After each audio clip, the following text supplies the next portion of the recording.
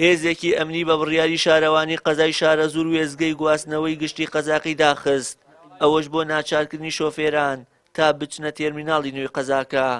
پاش ئەوەی شەوی ڕابردوو لەلایەن هێزێکی ئەمنیەوە خەندەق بە چواردەوری گەڕاجی ئۆتۆمبیلە گشتیەکان لێدرا بۆ ئەوەی شۆفێران نەتوانن بچنە ناو گەڕاجەکەوە. بەڵام وەک بربەجانەوەیەکی ئەو بڕیارە شۆفێران لە نزیک گەڕاجەکە بەردەوام بوون لە گواستنەوەی سەرنشین. بڕیاری گواستنەوەیان بۆ تیرمیناڵە تازەکە نیگەرانی شۆفێرانی لێکەوتۆتەوە دەڵێن دەبێت تیرمیناڵی قەزاکە سکوریتی لەسەر دەواازەکانی ناوەندی قەزاکە دابنێت و چیتر هەموو ئۆتۆمبیلێک نەتوانێت سەرنشین بگوازێتەوە.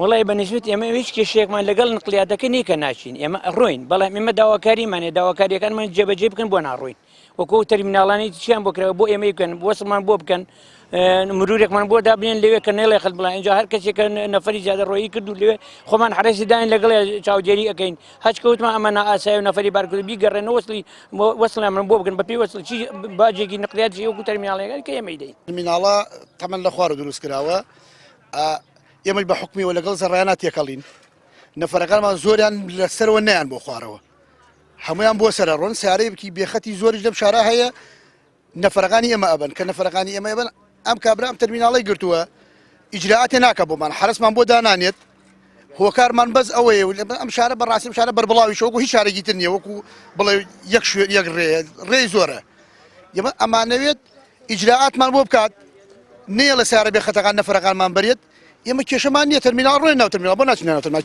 تێچووی دروستکردنی تیرمیناڵی شارە زوور نزیکەی 2 ملیار و 500 ملیۆن دیناری تێچووە کە لە ساڵی 2012 بڕەبوجێی پێویستی بۆ تەرخان کراوە. ئەو پرۆژەیەش دەکەوێتە ناوەڕاستی ناوەندی قەزای شارە زوور.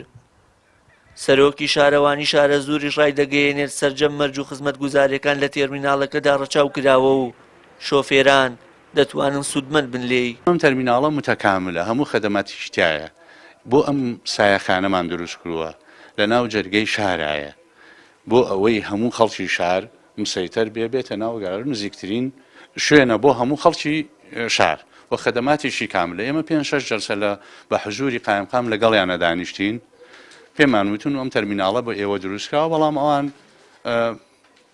بڵێن ئامادە نەبوون بڕۆنە ناوی، ئێستا لەبەر ئەو خۆرن بە زووسان لەبەر بارانن. لە ساڵی 2023 ئەم گەڕاجە کۆنە لەلایەن شۆفێرانەوە بەکاردەهێنرێت و 120 ئۆتۆمبیلی تەکسی و 60 پاسی جۆری بچووک لە گەڕاجەکەدا هەن کە سەرنشین بۆ ناوچە جیاوازەکانی پارێزگای هەڵەبجە و سلێمانی دەگوازنەوە.